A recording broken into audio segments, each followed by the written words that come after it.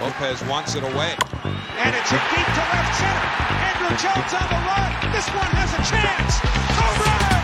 Mike Piazza and the Mets lead 3-2. Bartolo has done it! The impossible has happened! This is one of the great moments in the history of baseball. Ladies and gentlemen, Mets fans of all ages, here is your host, Nick Durst. Hello, Mets fans. Welcome back to another edition of Bleav in the Mets. Thank you so much for watching last week's episode, which was a higher speed episode yet. Thank you for Sports Illustrated for picking up our interview, and thank you to Adnan Berg, of course, for joining us on the show. Now, without further ado, shh, be quiet, everybody. Be quiet. We don't want to interrupt the Mets. They're being very quiet. They're being silent. We don't want to wake them up and accidentally cause them to perhaps make some signings. What a winter meetings it was for the Mets, doing really nothing at all for the most part. Some minor moves, which we will get into. And I am just disgusted, as you can all imagine, at the fact that it seems like the Mets are kind of just sitting back and relaxing right now and, you know, just kind of let things go with the flow. I don't think that's going to play right now. And I don't think that's a good move for David Stearns. And I think it's going to be maybe rough for him, a rough reality if the Mets don't sign anybody. If they can't get Yamamoto, that means he's going 0 for 3 in the offseason, where he messed up on the manager. He didn't get Ohtani and he didn't get Yamamoto. But hey, we got Luis Severino. So we'll just keep taking all these Yankee cast-offs and hopefully one of them works out. So I'm very worried about the state of this team right now. But joining me at this point to discuss this, to help me break it all down, to make some sense of this madness and the winter meetings, fresh off his panel at the Queens Baseball Convention, he is the host of the Subway to Shea podcast. He is Anthony Rivera. Anthony, welcome to the show. And are you surprised with how quiet this Mets offseason has been so far? Nick, my friend, you could not have put me on at the best time ever, where absolutely nothing happened. Well, one big thing happened, and it happened across town. But besides that, it was crickets at the winter meetings this week. And this may have been quite possibly the worst winter meetings I've ever had to, watch and cover. So it makes you miss Brody Van Wagenen. Oh my goodness. Absolutely. Besides the minor moves, which I'm pretty sure we'll get into, and I'm sure you absolutely loved. I heard a lot of your displeasure through most of these moves. So very, very interesting what's going on right now. Is absolutely nothing. Absolutely nothing's going on right now. Well, I think it's just bizarre that nothing's going on. I guess Ohtani's holding up the market, and that from there it'll take to Yamamoto from that point. But you don't want to be left with no chair here, right? In the game musical chairs. And that might happen with the Mets. How do you think the perception of David Stearns would change, Anthony, if the Mets cannot get Yamamoto? Well, going through Twitter or X or whatever you want to call it now, I think it's going to be 50-50. There's going to be the Met fans that are going to be very upset. Obviously, I think the Juan Soto trade in the minds of Met fans is going to change a lot, because the crosstown rival is doing what they need to do to put a winner back on the field after going 82-80. And then there'll be the other Met fans that are going to be, I guess, at peace right now with what's going on, and kind of allowing David Stearns to, he's only been on the job for a month and a half. I don't know how much, and I'm on that other side of being peaceful this year. I don't know how you feel. I know you're frustrated with some of the moves, but he's only been here for a month. And not every move is going to work out the way we want it.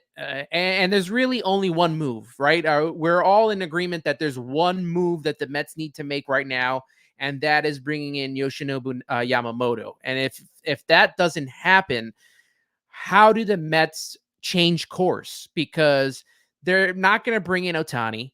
They did not want to go into trades with Soto, which I was okay with because they are not ready for that yet. They are not in a prime position to trade for Juan Soto. They don't have the pitching prospects ready for a trade for Juan Soto, and that's what the Padres wanted. They wanted Wait, you pitching. tell me the Padres wouldn't want Budo?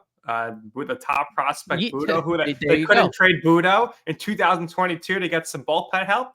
And the Mets, they do have some pitching prospects, right? Mike Vassell, Christian Blade Scott, Tidwell. Yep. Blade Tidwell, Tyler Very, Stewart. very limited. Yeah, very limited. And if you saw what the Yankees gave up, what did they give up? 4 pitching prospects? You're looking at giving up that entire crop. And then you absolutely have nothing when it comes to pitching prospects. So the Soto thing was never going to happen. I do think that the Yankees do find a way to sign him. He seems like, and I saw a video of him. I guess it was at the MLB store in New York City, and him buying like a Derek Jeter jersey. I have a feeling that he's going to stay in the Bronx. So I wouldn't give my hopes up about him coming to Queens next year. If it's me, the 2 big moves that I'm making is doing whatever it takes to bring in Yamamoto and giving Pete Alonso the contract extension. Yeah, well, we know the extension's not happening at this point in this offseason. But listen, I'm so sick of hearing people like Andy Martino saying, yeah, the Mets, they want to add an outfielder. And Michael Anthony Taylor, he's their top guy, top target. He'd be a great addition to this team. How would he be a great addition to this team? Do we need another outfielder who cannot hit the ball? How many times are we going to go through this with the Mets? They need a 4th outfielder that can occasionally hit a home run. They need if they're going to have Michael Taylor start, he needs to be able to hit. I understand Stearns likes to build the defensive first team, but where are they getting the offense from, Anthony? Alonso, yes. McNeil, yes. Lindor, yes. Nimmo. Okay. What are the others? Alvarez will hit his home runs. There's too many holes in this team offensively to be sitting pat right now and saying, well, we don't want to clog up space for the prospects. We want to have a space for Drew Gilbert to come. We want to let Acuna play this season. That's all fine and dandy. Go get a DH. Don't be telling me Mark Vientos and DJ Stewart are going to be the DHs this season, because Stewart had his flashes. Vientos so far has struggled. I can't go into another season as a fan being okay with, okay, it's going to be all about the prospects. They're going to pan out, because Brett Beatty wasn't the savior, okay? And Vientos didn't hit. Mauricio, we hope, is going to be great. They should have been doing something offensively in this winter meetings, Anthony. And if they go into next season, even with Yamamoto, but they don't improve the offense, they're not a playoff team. Yeah, the outfield, even as is right now, is not set, right? I mean, you have McNeil, who's probably going to play more second base than he is outfield. I think David Stearns mentioned that at the winter meetings. You got DJ Stewart, who's not a great fielder. You got Starling Marte, who knows if he's healthy or not. And Brandon Nimmo's really the only, 100% lock in that outfield. And I don't know how much I want him continuing to play in center field, and possibly getting hurt. I think eventually he'll be moving to left. But there are some. If Drew Gilbert would play some center field. He's profiled as a right fielder, though. But Clifford, I don't know. He's a center fiilder. I don't know how close those guys are to being up here. Everything you're hearing, if you watch SNY or you look at these experts, they say Gilbert and Acuna should be in the majors this season. But Acuna has not played the outfield yet. So I don't understand why they're going to save a spot for him in the outfield. I don't understand why they're so hesitant to perhaps trade one of these big guys for a starting pitcher. Because, again, what's the backup plan here if they don't get Yamamoto? Are they going to sign Blake Snell? I mean, he's a great pitcher. Are they want to commit 8 years to him? I'm not really sure if they want to do that. Montgomery, he might sign before Yamamoto. I mean, there's a lot of teams hot on him. There's a lot of competition. So I wouldn't say, oh, you're definitely going to get him. Rodriguez already signed. So That's really it for the top of the market here. And, Montgomery and Rodriguez aren't necessarily aces. The Mets need another ace to go with Senga. So that kind of leaves you with, well, you need to trade for somebody. I'd like to see them sign Seth Lugo. I think they should never let him go. He'd be a great starting pitcher, but seems like there's no interest there for the Mets. So they need to make a trade. I think if there's that's the only backup plan for Yamamoto. Make a trade. Go get Shea Bieber. Go get Dylan Cease. Go get Tyler Glasnow. Go get Corbin Burns. And what do you get? How do you get those guys, Anthony? You have to trade top prospects, and that's why I would be okay with trading an Acuna or trading a Jet Williams if I'm getting back a Corbin Burns who won a Cy Young Award, because that's really what this rotation needs. A really high-level starting pitcher who is not way over the age of 30. I understand it to be a year rental now or maybe 2 years, but when they got Francisco Lindor, it was a year rental, and they were able to extend him as well. I don't know if I would trade those guys. I would definitely not do for a Tyler Glasnow, who's, I guess, made of glass. Some people like to say he's always the Mets might be able to offer them like a mid-tier prospect and say, we'll give you $25 million and they'll give you Tyler Glasnow.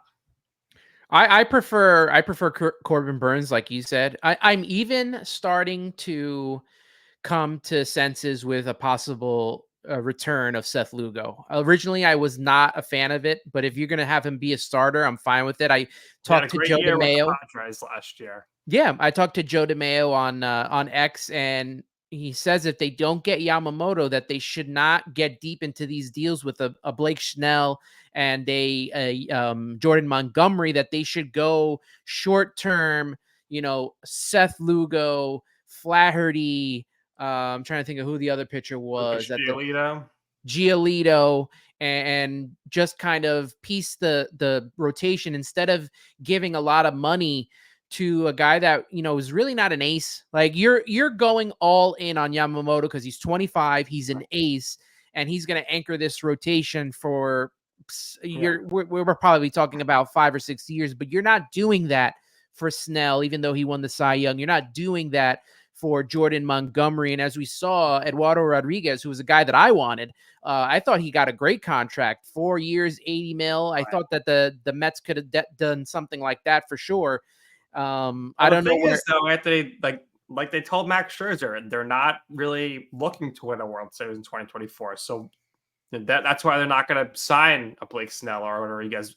And if they're all about 2025, we mentioned him a little before. They could sign Juan Soto. But pitching wise, there's going to be a lot of pitchers available. Bieber, Glasnow, Burns, Zach Wheeler, who should still be a Met. Yeah. So there's a lot of pitchers in next offseason that they could attack for. Yeah, I hope that they are able to at least, very least, get Yamamoto. But if they're not, they definitely need to have some type of plan B that works. And maybe instead they go with some of those pitchers that I mentioned on short-term deals and get some offense in here. Jorge Soler, Teoscar Hernandez. How about Rhys Hoskins? Rhys Hoskins. That's a guy that they really should be honing in on. You need a backup first baseman. You put Hoskins at DH. He's going to hit 30 home runs. If you had to, you could put him in left field for a game. Yep. That's a guy I would say, and he's going to get a 1-year deal. Maybe he gets like a 2-year deal for $30 million with an opt-out after 1 year. That's a great market value deal right there. I think the Mets should be all over a guy like Hoskins. No, I totally agree. Hoskins is definitely a guy that could very well be that DH that the Mets need. He's got the power. And he could spell, like you said, he could spell Pete Alonso at first. You want a DH that's going to be versatile, not what we had last year with Vogelback, right? And the only exception would be if you can get JD Martinez, take him. But another guy that they should consider, how about Justin Turner? He had a good year with the Red Sox. He could still play third base. He could play first base. They just got to get somebody offensively, and it's come down to the offense. I think next season, the pitching, as bad as it might be, having Lucchesi and McGill in the rotation to go along with Severino, I think if they don't score, they're not going to win. They were 19th in the league in runs scored last year, and a lot of the RBIs this season came from 2 players. So Lindor and Alonso. They need to get some more. They need to get another hitter. They need to have a big slugger in the 5 spot, I think. to protect the top guys in the lineup. And it's going to be rough. But if they don't get Yamamoto, they're screwed. And I think if they don't get Yamamoto, that means they're punting on this season. They're not going to go for it. Maybe they'll, try to be competitive and sneak in the playoffs like the Marlins. But it would be very disappointing if they don't get Yamamoto, and they'll just maybe sign another Yankee cast off. I'm getting annoyed with all these Yankees here. They hired another former Yankee for the coaching staff. I don't like the Carlos Mendoza hire, and I documented it on here. I thought that it didn't make sense unless you're a team that is not trying to win now, and I think that's what we're playing out here. So Luis Severino was signed. I thought maybe I saw you didn't mind this. I personally don't like this move because Luis Severino was awful last year, and now all of a sudden we're expecting him to have a bounce-back career year. You can't count on him. He's the number 5 starter. And you can't have him as the number 5 starter when you have a Lucchesi or a Budo in the rotation. So it's very rough for me to swallow this pill of hearing all these, we're going to buy low, even though you spent a lot of money on him, and potentially, the high risk player here with the high reward. I think it's a high risk on Severino to give him that money and say he's going to be in there. If you're going to pay this, I would have rather gone and maybe get another lefty in there or get a lefty. I know Quintana's there, but he might get hurt. I don't like this Luis Severino signing, and it was confirmed on Mets Hot Stove that a lot of this had to do with Carlos Mendoza sealing the deal here. Why, Anthony, are the Mets trying so hard to just become like these Yankees of the past 4 years that did not succeed? Honestly, I don't have an answer for that question. I was in on Luis Severino for what you had just said, a 5th starter, which means that they are going to get other starters as well. If they don't get other starters as well, then this turns out to be a little bit of a rough move. It's only 1 year, 13 mil. I thought that the high risk, high reward works for a guy like Severino. If you look at his past, obviously last year was his worst year, but he never dipped in velocity. He just could not find his control. He's been coming off of a couple of injuries and trying to stay healthy. But this is a guy who has really good stuff, and he was the Yankees' number 2 for a couple of years. So, I do understand the hesitancy of taking, the Yankees players, and, it usually has not worked out for the Mets, but this is one that I'm willing to give a try to and see if he can turn his stuff around. I mean, this is a contract year for him too. So if he wants to stay in the major leagues, he's going to have to pitch very well. So at least, win at least 10 games, keep the Mets in it for a while. Reminds me a lot of Matt Harvey, where he was great. He got hurt and he had a bad year. He could never recover. Matt Harvey also, though, lost velocity. He had the thoracic outlet syndrome, and that no one can come back from. No one has come back from that. So, and he didn't want to change. He didn't want to become a reliever. He didn't want to change his style. He wanted to pitch the same way over and over again, and it did him in, minus all the off the field antics that happened with him. But, I'm willing to give this an opportunity with Severino. With the caveat that we are getting other starting pitchers. So he can't be the marquee move for the Mets. He can't. So far he is. He is. How about Noah Syndergaard? Get him in the bullpen. I don't even know where Noah Syndergaard is right now. Like, he's a free agent. He's so stubborn. I don't know if he would want to go to the bullpen. Speaking of bringing back 4 players, well, bring back Ahmed Rosario, but they're not going to do that. They have Joey Wendell. So then they bring in Jose Glacius, who I think is a great player. They bring him in a minor league deal, but he's not going to be in the Mets. He's not going to make the roster on opening day because they have Joey Wendell, and he's probably going to opt out of this deal because he's not going to make the major league team. So to me, it's an irrelevant story here that they got Jose Iglesias. He kept getting minor league deals last year. He actually hit pretty good with the Padres. He never got called up to the majors, so he opted out. He didn't play in the majors. We know he's great defensively, but Lindor plays every day. They got Joey Wendell to replace Guillorme, which I don't even understand because I thought Luis Guillorme was great defensively. Wendell's really not that much better offensively. So that's signing to me, whatever. And then they signed Michael Tonkin from the Braves, who had a 4.38 ERA last year and a career 4.30 ERA. Just what they need. Perfect. The team's ERA last year was 4.30. Let's bring in a reliever whose ERA is 4.38. Another Tommy Hunter. I'm so sick of these terrible signings they do with their bullpen every offseason, Anthony. What do you think about Glacius and Tonkin? The Glacius move I liked for what you had said about him. He's hit his whole career. He even hit in the minor leagues last year. He's a guy that I do kind of hope makes the roster. You need at least two bench pieces that are going to play the infield. I think Wendell plays a little bit of the outfield as well. I'm not too sure, but you need at least two bats and guys to play the infield between Mauricio, Beatty, Vientos, and then Wendell. Well, a couple of those guys are going to be starting. Yes. A couple of kids are going to be starting. Stearns already said that third base is going to come within. So whether it's going to be Beatty or Vientos or Mauricio or Wendell or whatever, someone's going to be starting. I love to see Iglesias on the roster. I don't foresee it happening. That's me. All right, what about Tonkin? What do you think?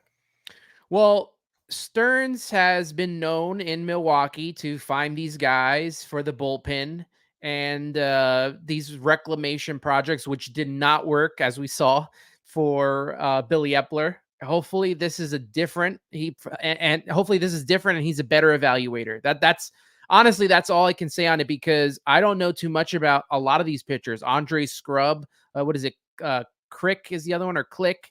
They've gotten a couple of Adams. They've gotten a couple. Remember, like pitchers. 2 years ago, it was the Mets. They signed this guy from the Rays who never pitched in the majors to a major league deal, and that was a big story. The guy never pitched for the Mets. So nope. To me, that's all these signings mean nothing. Well, Tonkin is supposed to be a swing man. He pitched for the Braves. Tonkin will be in the majors. He'll be in the opening day roster. He's got a major league deal for $1 million. And I don't know if his last name is Crick or Click. I can't remember off the top of my head, but he's another guy. I think he pitched for Pittsburgh that he might make the roster. Give me people who are going to continue to move Drew Smith out of the way, if possible. You need Drew Smith in that bullpen, though. He shouldn't be in the 7th inning, but you put Drew Smith mid relief. I think it'll work out. Well, you got Brooks Raley. You have Edwin Diaz coming back. And that's pretty much it. Tonkin might be one of your swing guys. You could probably throw in Budo in there, and can't fault Ottavino for opting out. He wants to win at his point in his career, and he sees the writing on the wall that the Mets are not going for it this year. Yeah, and Ottavino, the numbers show that he was better than what he showed on the field, because there were some big games that he blown. But considering us throwing the Dominic Leones out there and the Jeff Binghams of the world. Reyes. So I don't know. Maybe the Mets try to go back to David Robertson. They should bring him back. They need. This team has so many needs offensively, starting pitching, and bullpen. It's just a big mess, and hopefully David Stearns can figure it out. And typically, the way that Stearns always sees the Orioles, they build their teams. They get their depth through the draft. Well, that's not a good thing for the Mets this year, because they're picking 19th in the MLB draft. They fell to 9. They went from 7 to 9 instead of from 7 to 6. If they were in the top 6, they would have had their pick. They lose 10 spots because of where they are with the luxury tax. What a disaster, Anthony. I don't know how that works. I heard that. I wasn't even watching it, because who cares? Wherever they pick is not going to be in the majors for 3, 4, 5 years. It's not like it's not like the NFL. It's not even like the NBA, where these guys come up and are ready to go from the bat. They're going to, single A of Brooklyn, and it's going to take them maybe 3 or 4 years. You'd have to be like top 1, 2, like a Harper pick to get all the way up there. Or maybe, I think it was like Michael Conforto, who only spent a half season in the minors and then came up. It's a dime a dozen when it comes to the prospects. I'm not a prospect hugger. I'll say that. So if they want to make trades and whatever, I'm cool with it. If they don't and want to keep them, it just doesn't matter to me when it comes to these kids. And we've seen that with Vientos. We've seen with Beatty the struggles with all the hype that they came in with, that you just never know. They're like lottery picks. You never know what you're going to get. Very true. So we'll see the Mets picking low in the draft. Who knows what that means? They haven't had much success in the draft the last few years. The best pick I thought was Kumar Rocker. They didn't sign him. Yeah. He could have been an impact arm. I know he got hurt, but well, look who they got in the Rule 5 draft. They got this guy Slayton, and it was like, oh, this guy would have went first, and they traded him to the Red Sox. They traded him to the Red Sox, so it's like, oh, it was nice knowing you. They also acquired 2 catchers off waivers. So. The Mets love getting catchers, and they love getting shortstops. This is feeling a lot like 2020 to me, all over again. 2019, where Rick Porcello held a bounce back year. Michael Wacha, we'll draft get these guys in the Rule 5 draft. We'll claim these guys with waivers, and that's an uneasy feeling as a Mets fan, because I thought this team was going to be trying to win every year. And when they say they're looking to field a competitive team, that to me is a translation for, we're not trying to win the World Series. We're trying to be respectable, and hopefully we can sneak into the playoffs. That's my interpretation. How do you feel, Anthony, of that line we kept getting fed from the management? No, you're right. I think that is the way that they're going to go, right? They want to be competitive. You've seen with the teams like the Arizona Diamondbacks this year and the Philadelphia Phillies last season, that all you got to do is get into a wild card spot. And if you're hot at the right time, you can make it all the way to the World Series. So I think the Mets are taking that, I don't want to say laid back approach, but a more cautious approach to free agency. Look at what Epler did last season and what has been done in the past. They haven't had a significant management change done correctly in a while. They've been through 3 managers since Steve Cohen has been here. So I think that I'm going to put my faith in right now into David Stearns and what he can do. I don't know what he can do. We don't know how Tonkin is going to, pan out, or Wendell. It might be good moves. They might be under the radar good moves. We just don't know. We have to give this season the opportunity. The only thing that, I see frustrating for a lot of Met fans is they've now seen the Yankees go after Soto, and it's frustrating because we have not gotten anyone just yet. But their main target is Yamamoto, and I still think they're going to get him. And I'm just going to be in wait and be patient. It's all we can do. I mean, we haven't seen, I don't know about you, but I haven't seen a World Series. Wow.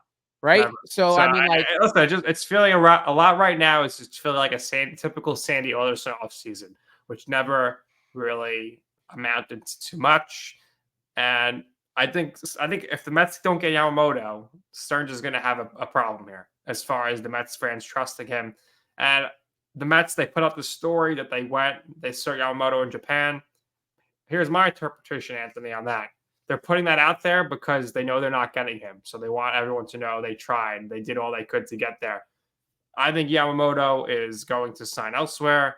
That's just my gut feeling at this point. I think he definitely prefers it to be the Yankees. We'll see if the Yankees can swing it, since they're paying Soto $33 million in arbitration. The Red Sox are in there, and the Giants, they got a lot of money. They were looking to spend it since last offseason. They tried to get Judge. They tried to get Correa. They're trying to give Ohtani $600 million. And if it doesn't pan out, they're going to throw a lot of money at Yamamoto. I know the Mets are going to throw a lot of money as well, but Yamamoto is getting money no matter where he goes. So it's ultimately going to be about his comfort level, where he wants to play. And nothing I'm seeing or hearing at this point makes me feel like the Mets are a top priority for him. It seems like he wants to play for one of these historic franchises. And unfortunately, that's not the Mets at this point. Well, speaking of like historic franchises, right? The Mets don't have that aura around them. They don't have that legacy around them that the Yankees do, right? And that the Dodgers and even to a certain extent the Giants and Red Sox have. So Steve Cohen has to go over there. Steve Cohen has to do whatever he can to get Yamamoto here. He has more money than any of those teams, so there's that. So now he's got to do everything he can to get him here. And if that means going over to Japan and bringing David Stearns and bringing Kodai Senga and bringing Jeremy Hefner, who kind of helped Senga acclimate himself to pitching in the United States, if that's what it takes, then I'm all for them doing that. And they have to do that. They have to do more than everyone else to get the free agents they want. They may have to overspend. They may have to overpay. Whatever it takes for them to get these free agents to come here, they have to do, because they need to build this winning culture. I kind of compare it to the New York Knicks, right? The New York Knicks, no one wanted to come here, right? And now they're starting to build something with their team. And you're starting to see people saying, you know what, I might want to play for the Knicks. It's not 100% full yet for them, but they're starting to get that way where people want to play for them. And, the Mets haven't really done much to make people want to come here. But if this is something that helps bring Yamamoto here, they have to get it done. So Stearns going over there and Cohen going over there, that's a good play in my book. All right, Anthony. Short answer here. If the Mets don't get Yamamoto, was this offseason a failure? I don't know, man. Like I don't want to say no, but then I don't want to sound like a homer. I don't know. I don't know. Like, we've seen teams make it to the playoffs with average rotations. Like, we've seen it before. Can the Mets? It's all about if the Mets can have that backup plan. What is it? Like, what is it if they don't bring, like, are they going to go with McGill? Because then that's going to get frustrating, and Lucchesi and all those guys. Like, Yamamoto is the big get, and they need to get him, but they also need other moves as well. So, like, Yamamoto's not the only guy they need. I don't know the right answer for that question, unfortunately, right now. All I can say is, if they don't get Yamamoto, they better hope that Luis Severino is winning the Cy Young Award. Yeah, I mean, then that would be a 13 mil well spent. Right, there you go. All right, this has been great, Anthony. Let everybody know where they could find you, where they could find your show, and we'll take it from there. Yeah, you can follow me on X and TikTok and Instagram at Subway to Shea. And then you can follow my podcast on Apple Podcasts, Spotify, and YouTube. All right. And this is, of course, Bleav in the Mets on YouTube, Twitter, Facebook, Instagram, and TikTok at Bleav in the Mets, BLEAV, INTHEMETS. I am on Twitter at Nick_Durst, Instagram at Nick's Food and Stuff. And until next time, everybody, let's hope for the best. And let's go, Mets.